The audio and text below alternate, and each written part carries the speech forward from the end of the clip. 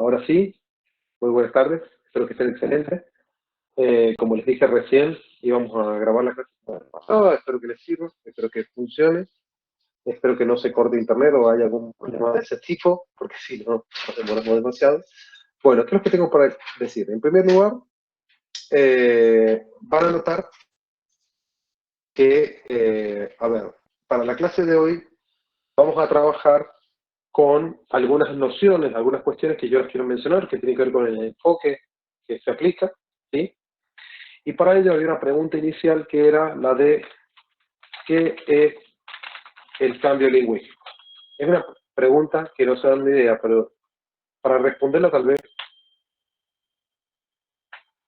tendríamos que haber desarrollado, haber tenido una lectura amplia de distintos trabajos al respecto y de distintos libros, ¿sí? Que se han hecho escritos a lo largo de la historia, particularmente del siglo XX, principalmente.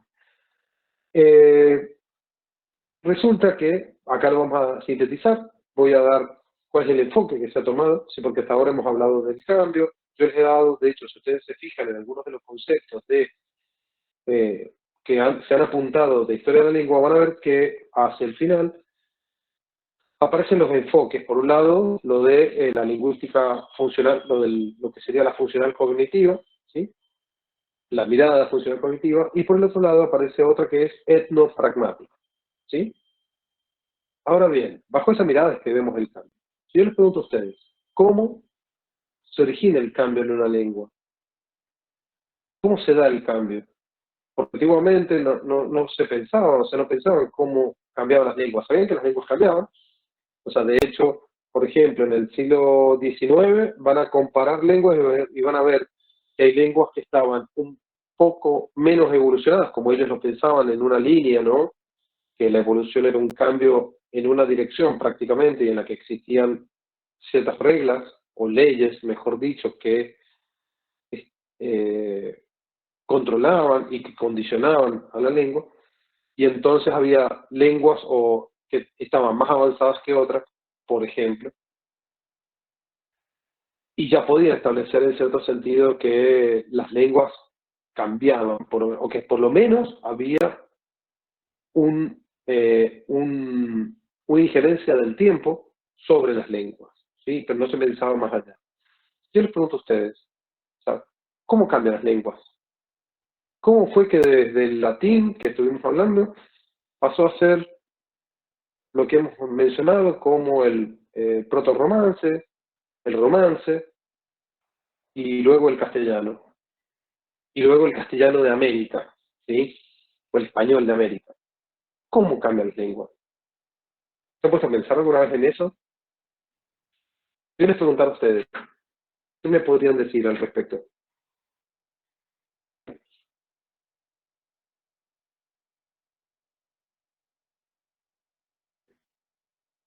Eso ya sería otra cosa.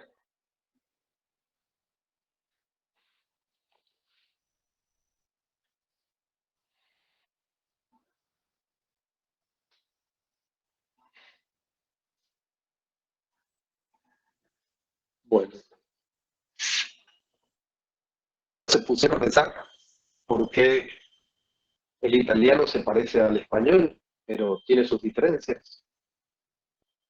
O si si era latín lo que hablábamos, ¿por qué cambió del latín al español? ¿Sí? ¿Qué tal, Cecilia? ¿Cómo le va? ¿Por qué se modificaron? ¿Qué pasó entre medio? ¿Qué tuvo que pasar? Hola, profe. ¿Qué tal? ¿Cómo va? Estaba preguntando por el cambio lingüístico, o sea, ¿por qué creen que las lenguas cambian y cómo cambian?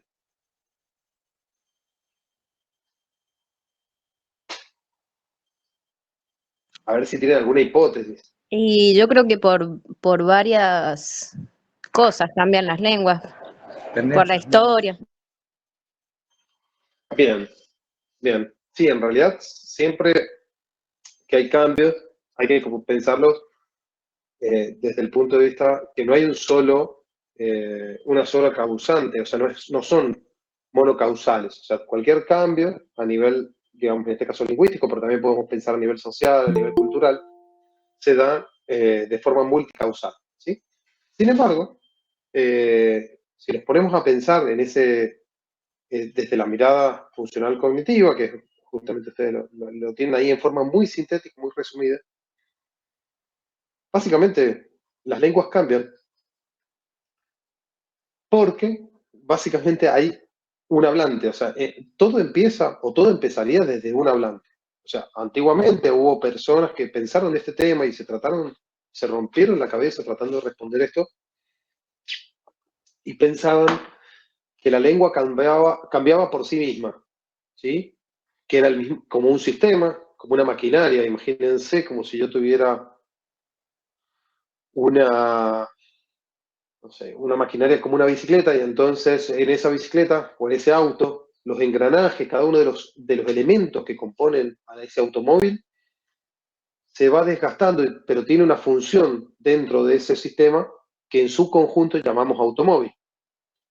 Y entonces esas piezas se pueden desgastar, esas piezas pueden cambiarse, ¿sí? Esas piezas son necesarias en algunos casos y en algunos casos tenemos, si, digamos, no vamos a tener necesidad de tener dos piezas exactamente iguales con la misma función, porque el sistema en ese sentido entonces no tendría sentido en sí.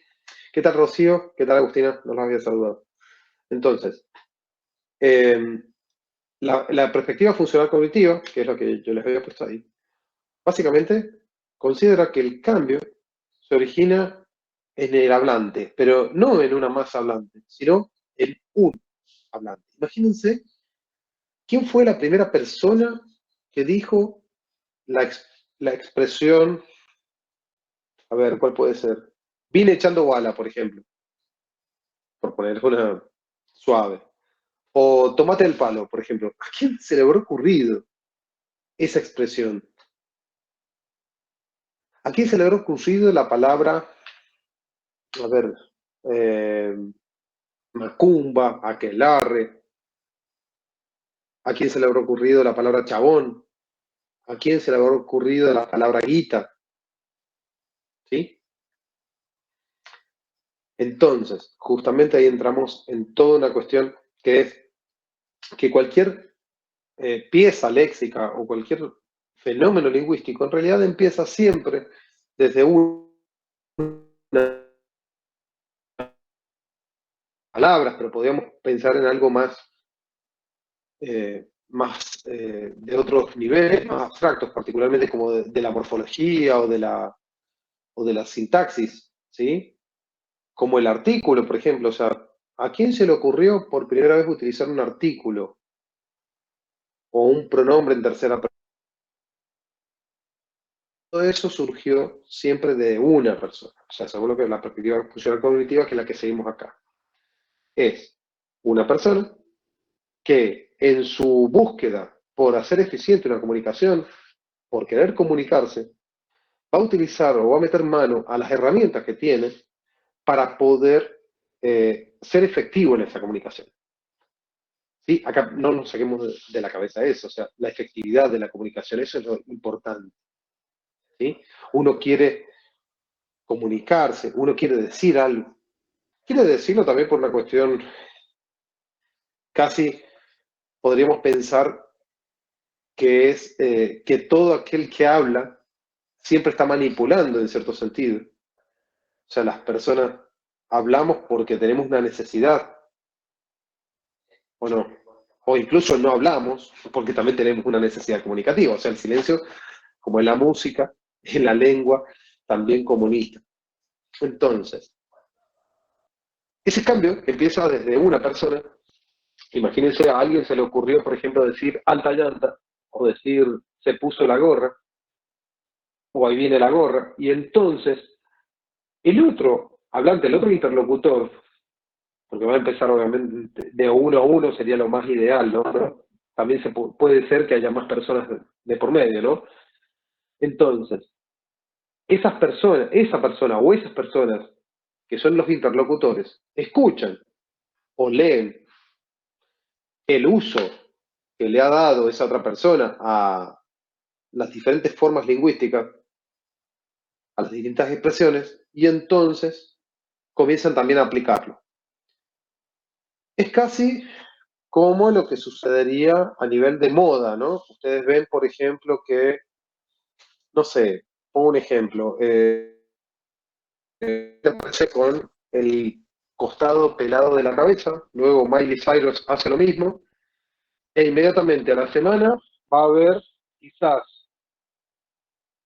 100.000 personas que se han hecho exactamente el mismo corte. ¿Por qué? Porque les gustó, porque les pareció interesante esa búsqueda estética, simple moda, etcétera. ¿Sí? Son muchas las causas o las razones por las cuales esa persona va a copiar o va a imitar.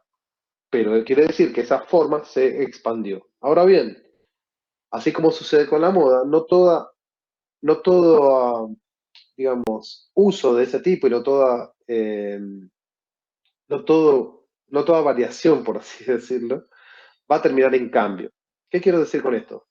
Y que por ahí ustedes van a notar que, por ejemplo, los y las adolescentes tienen una forma particular de hablar. A ver, ¿ustedes recuerdan alguna palabra? Bueno, ustedes siguen siendo adolescentes en general, ¿no? Porque ahora se dice que la adolescencia llega hasta cuándo, hasta los 30 años. Bueno, eh, pero ¿conocen o se acuerdan de alguna palabra que hayan utilizado y que ya no utilicen más? ¿Alguna expresión que hayan utilizado y que en ese momento la utilizaban 10.000 y ahora ya no?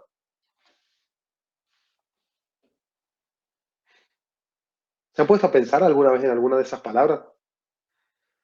¿Se han encontrado con gente que todavía hable de la misma manera en la que ustedes hablaban cuando tenían 17 años, 15 años?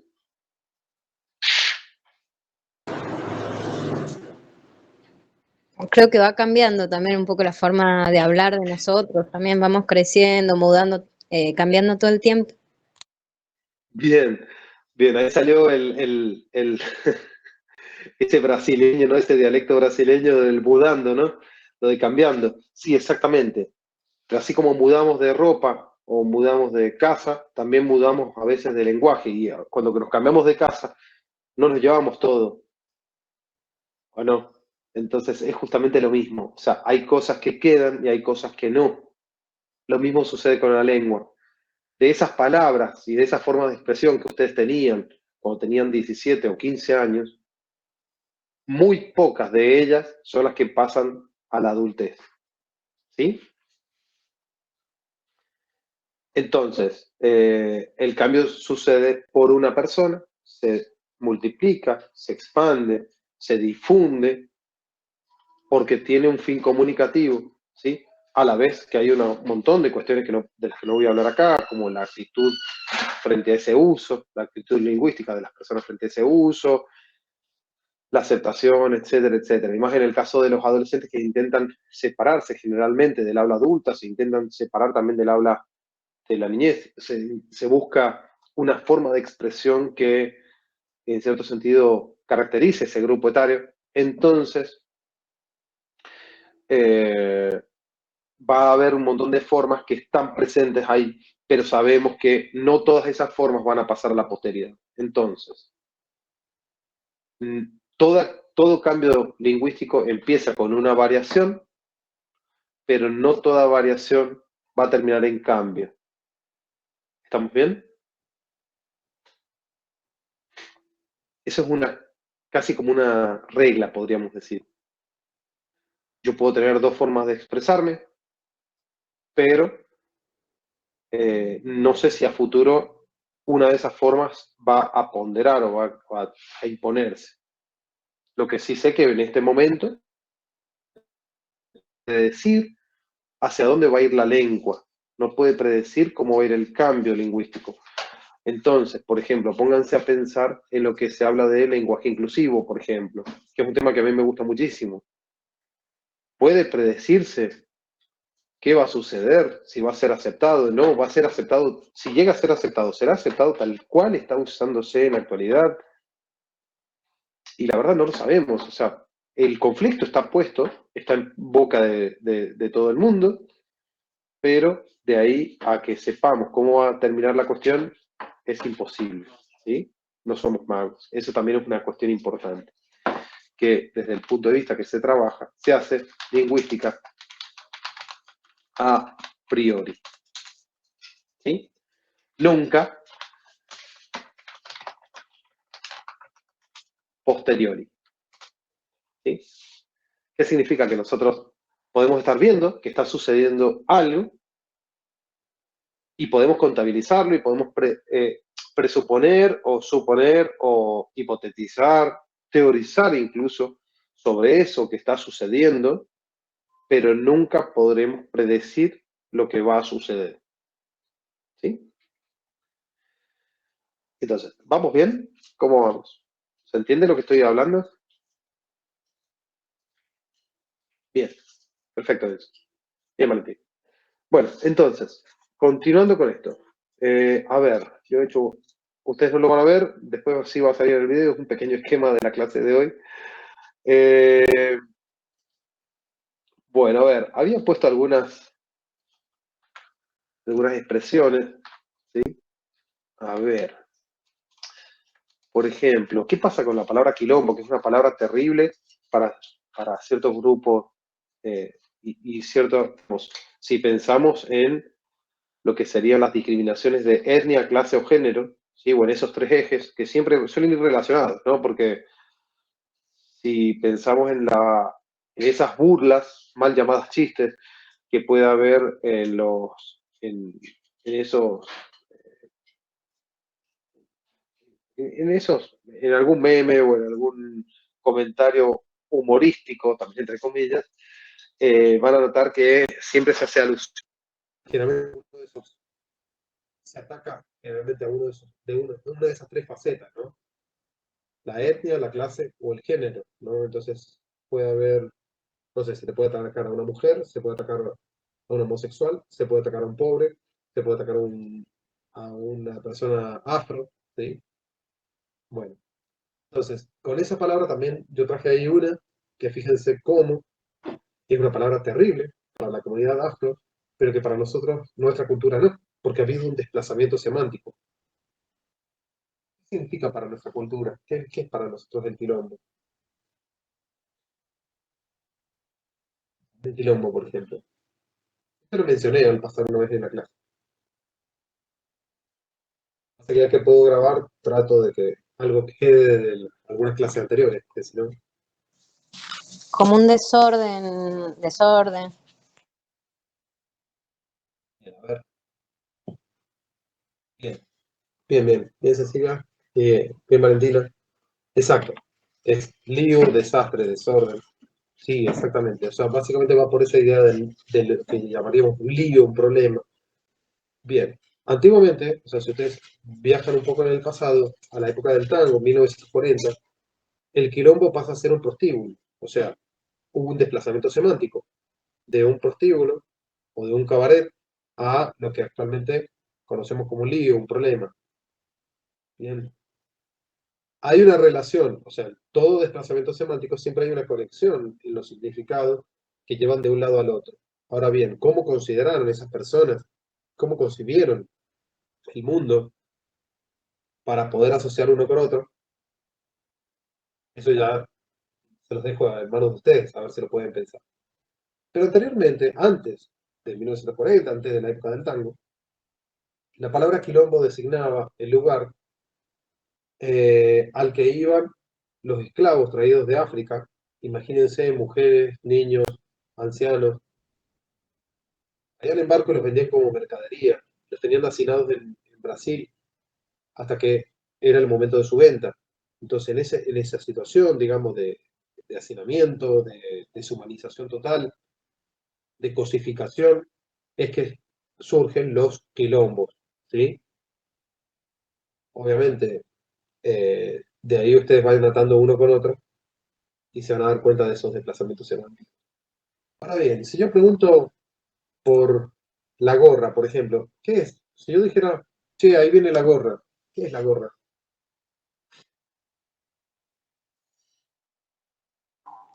La policía. No sé si la Me parece que tengo el auricular que se me ha desconectado. A ver si puedo La sentir. policía,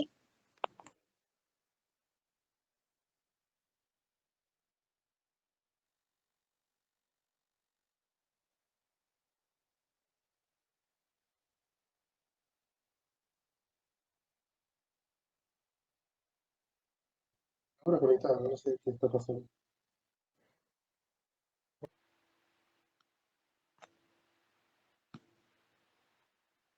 Perdón. No sé, se ve el brazo feo ahí, qué horrible, che. Montar por otro lado.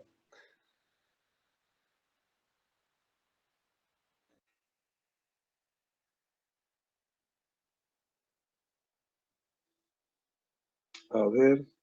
Perdón. A ver. Cecilia, a ver, ¿podés hablar? la policía decía, profe, pero así Ahí como está. una jerga más de la calle, más Gracias. cotidiana, de barrio. Bien. Sí, exacto. Exacto. Pero ¿por qué la gorra? ¿Por qué la gorra? Bien, gracias. O sea, yo me imagino que porque la policía tiene como un sombrero así de policía, en el uniforme como una gorra de policía, no sé cómo se llama. Disculpen, me está hablando por teléfono. Esto es hartante, sinceramente. No voy a cancelar. Chao. Me interrumpe. Claro, por eso me haber cortado recién el audio. Ay, bueno, espero que no me vuelva a pasar. Si vos, Cecilia o alguien más, nota que me habla y no escucho o no respondo a eso, es porque tengo problemas, se desconectan los auriculares cuando llaman o algo por el estilo. Eso es un problema que tengo que ver cómo lo soluciono. Entonces, es un lío, un desastre, desórdenes, eso es lo del quilombo. Después con lo de la gorra estuvimos diciendo que era la policía. Sí, exactamente, y que es una forma generalmente utilizada en ciertos ámbitos, o podemos pensar que, por ejemplo, Borges no hubiera dicho tal vez, bien, muy bien Cecilia, exactamente, es una parte del uniforme del policía, y ahí, a ese punto quería llegar, a ese punto. Bien, hay dos fenómenos que son dignos de la poesía, y muy recurrentes en la poesía, pero también hacen el cambio lingüístico, y a mí me parece imposible no mencionarlos, que son la metáfora y la metonimia.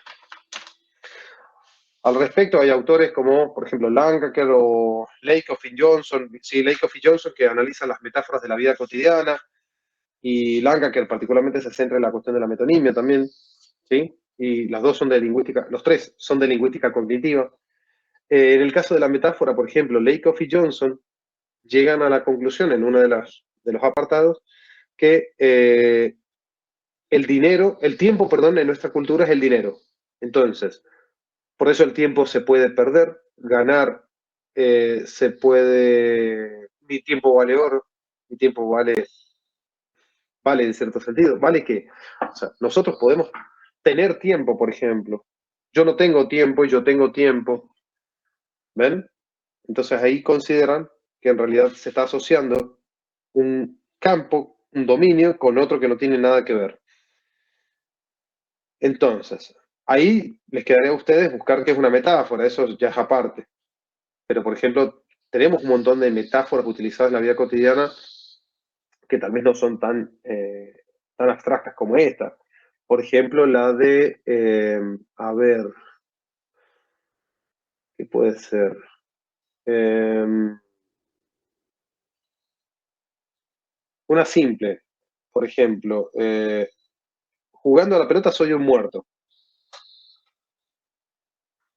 ¿Por qué? ¿Por qué un muerto? ¿Por qué justamente un muerto?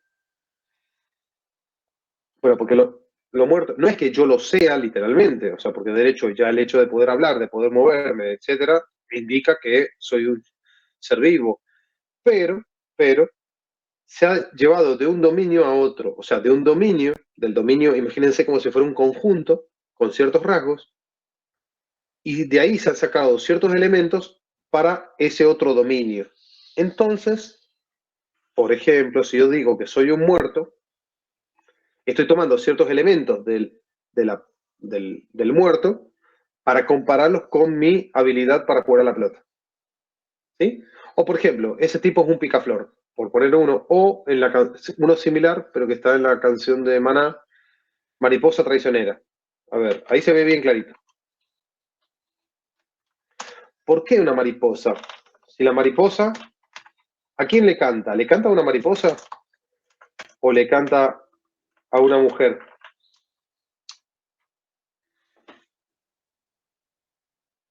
Bueno, le canta a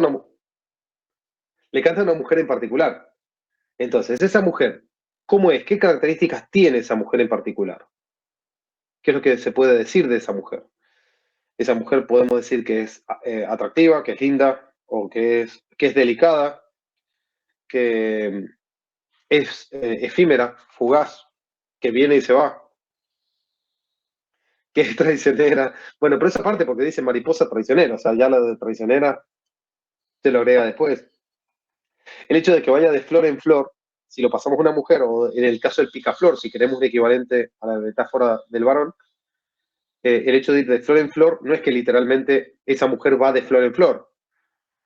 Tampoco podemos pensar que la mujer es un insecto y que tiene 6 patas o que tiene alas. Esos son rasgos que quedan fuera. O en el caso del hombre picaflor, ese tipo que es un picaflor, el tipo no tiene alas, no puede volar, ¿sí? No es un ave, sino que lo que interesa para esa metáfora, lo que interesa para esa metáfora son ciertos rasgos de ese elemento. Esa es la metáfora, perdón.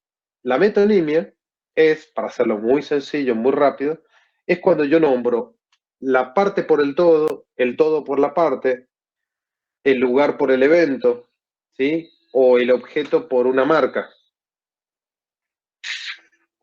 Por ejemplo, si yo digo, pásame la Gillette.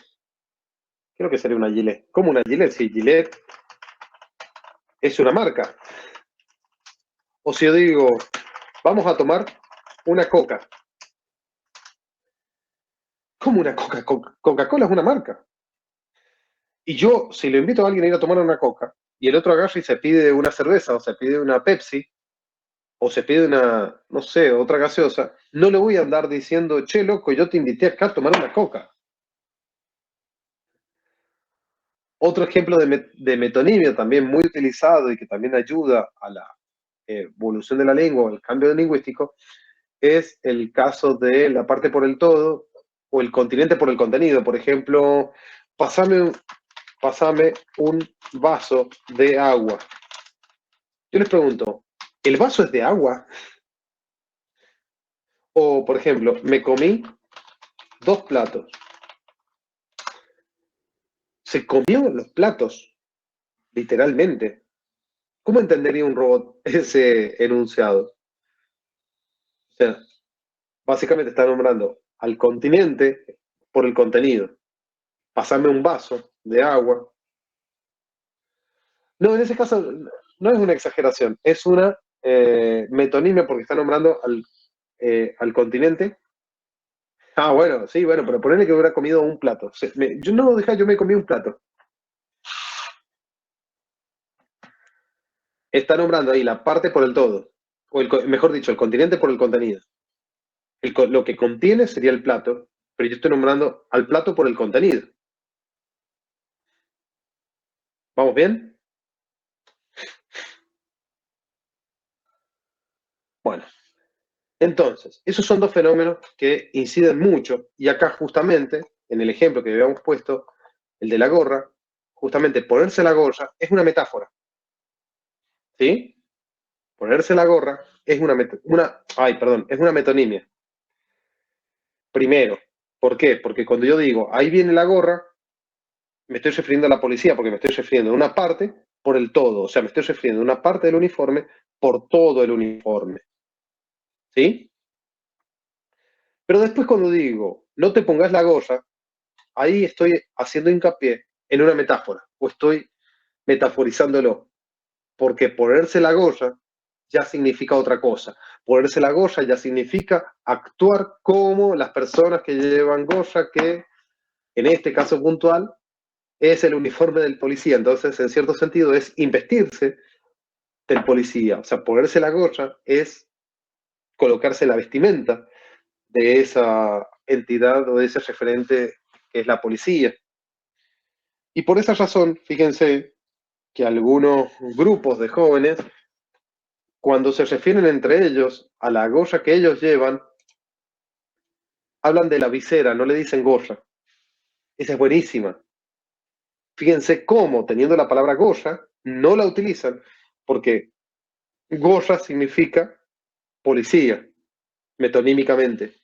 Entonces la mencionan como visera, que es a su vez otra metonimia. ¿Sí? Son usos muy interesantes. Entonces, ¿vamos bien?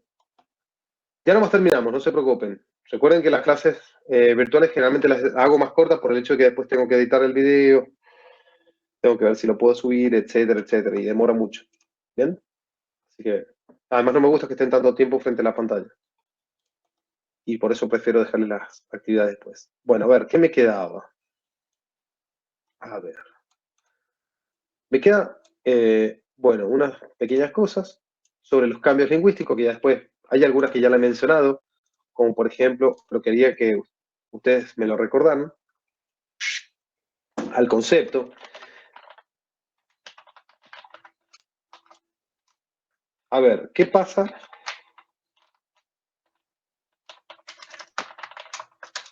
con ese murciélago o murciégalo? O crocodilo, cocodrilo.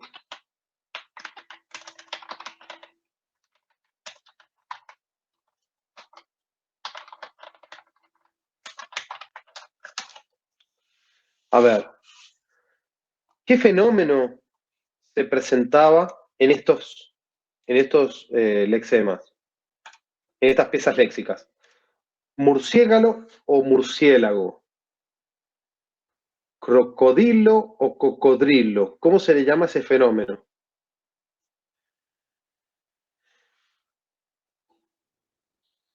¿Se acuerdan? Esto es para repasar. Metátesis, muy bien, Agustina, exactamente. Era la metátesis. Y de estas tres, la última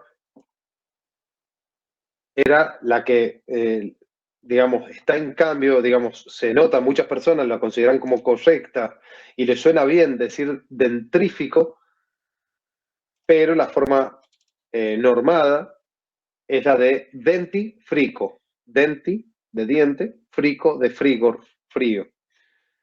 ¿Qué otra cosa me quedaba? La de esta.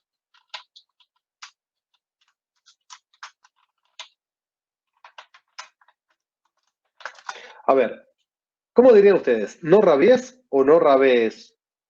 No rabés más. No rabies más. ¿Cómo les suena mejor? ¿Cómo les parece que es más adecuada?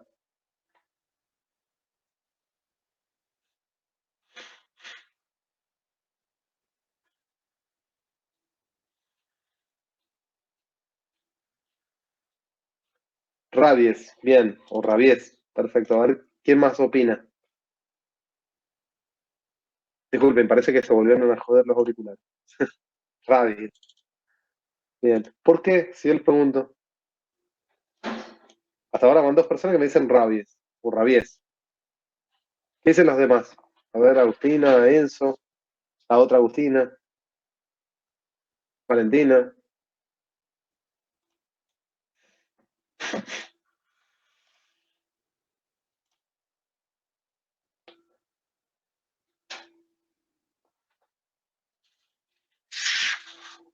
Bueno, a ver, si yo les pregunto, ¿por qué es rabies o rabies y no rabés? ¿Qué sucede ahí en los morfemas en algún momento? Creo que cuando comenzamos el año y comenzamos a trabajar con morfología, si no me recuerdo.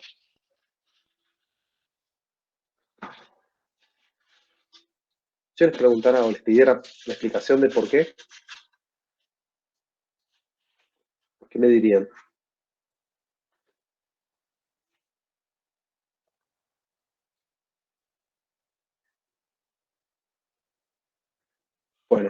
Quedará para la próxima entonces. Eso queda como tarea, una de las tareas. La otra tarea es que tengo que mandar sí o sí el práctico, lo que pasa es que no lo hice por el hecho de la licencia. Nos queda tiempo, todavía sí hemos estado revisando los cronogramas, así que andamos muy bien.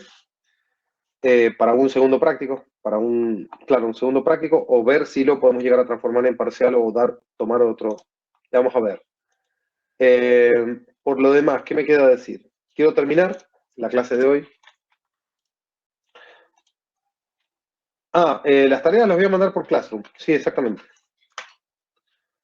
Bueno, a ver, yo hasta ahora había estado hablando de cambio y hemos estado hablando, o sea, anteriormente hemos hablado del substrato, abstrato, superestrato, ¿recuerda? Ahora bien, hay una parte del sustrato que yo lo he dejado libre, no lo he colocado en el documento, porque me interesa que las veamos, que las vean ustedes más que nada, que es el hecho del sustrato americano. ¿Qué pasa con las lenguas americanas? ¿Cuántas lenguas se hablan en América? ¿Cuántas lenguas se hablaban aproximadamente? ¿O qué pueblos más sobresalientes encontraron los conquistadores españoles? ¿Y qué palabras se llevaron? ¿Sí? Y nos dejaron en nuestro idioma. Ojo que muchas de esas etnias y culturas todavía habitan el suelo americano, aunque son negadas, ¿sí? Como en el caso de los huarpes. Por ejemplo, si yo les pregunto a ustedes, ¿qué palabras conocen huarpes? ¿Qué me podrían decir al respecto? ¿Tenemos palabras huarpes o palabras de uso huarpe? ¿Tenemos palabras quechuas?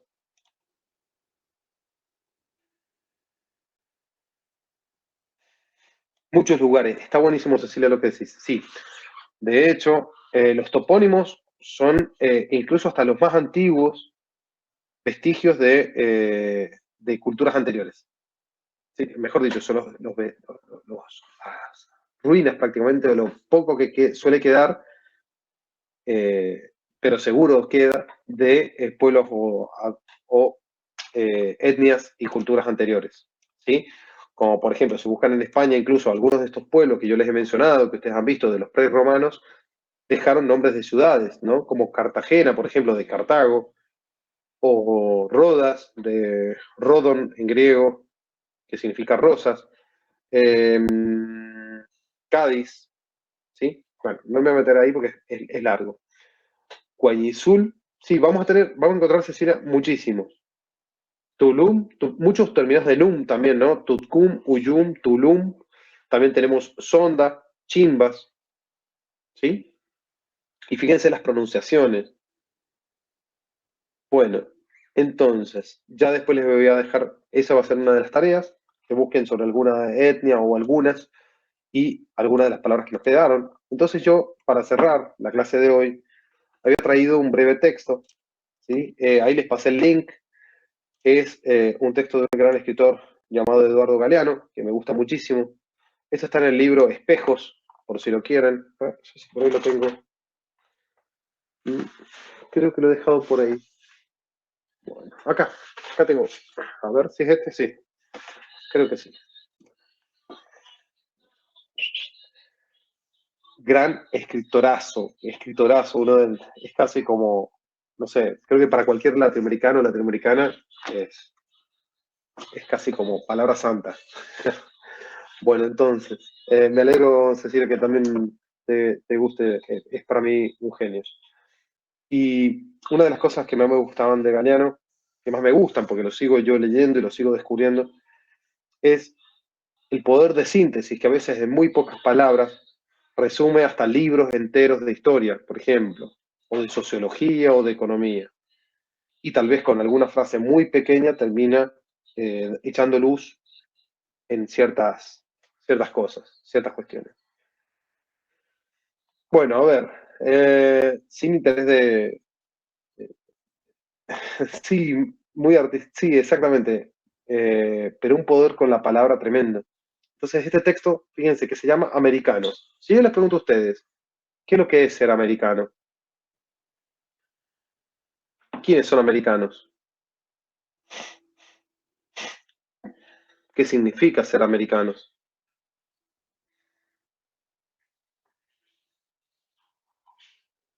Los habitantes de América, bien. ¿Qué habitantes? ¿Algunos en particular o no?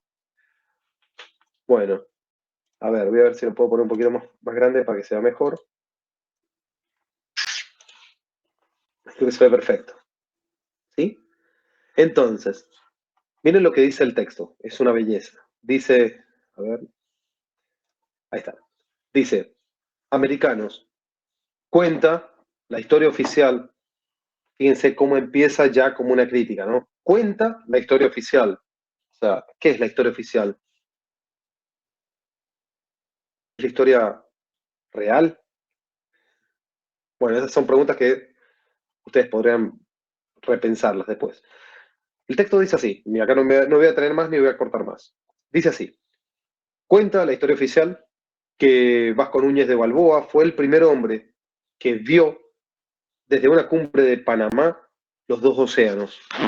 Los que allí vivían eran ciegos, quienes pusieron sus nombres al maíz y a la papa y al tomate y al chocolate y a las montañas y a los ríos de América. Hernán Cortés, Francisco Pizarro.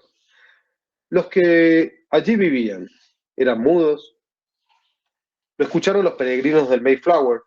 Dios decía que América era la tierra prometida. Los que allí vivían eran sordos. Después, los nietos de aquellos peregrinos del norte se apoderaron del nombre y de todo lo demás, o de casi todo lo demás. Ahora, americanos son ellos. Los que vivimos en las otras Américas. ¿Qué somos? Es genial. A mí la parte que me interesa, quizás para esta clase, por el tema y por lo que hemos estado hablando de los sustratos, puede ser esa. ¿Quiénes pusieron sus nombres al maíz, a la papa, al tomate, al chocolate y a las montañas y a los ríos de América? Porque justamente ahí está el sustrato aborigen y que va a ser parte de una de las tareas del práctico. Bien, ya estamos sobre la hora, vamos cerrando, así que, bueno, vamos a cortar acá. ¿Está bien? ¿Sí? Voy a dejar igual unos minutos para consultas. Bueno, corto la grabación entonces. Hasta luego.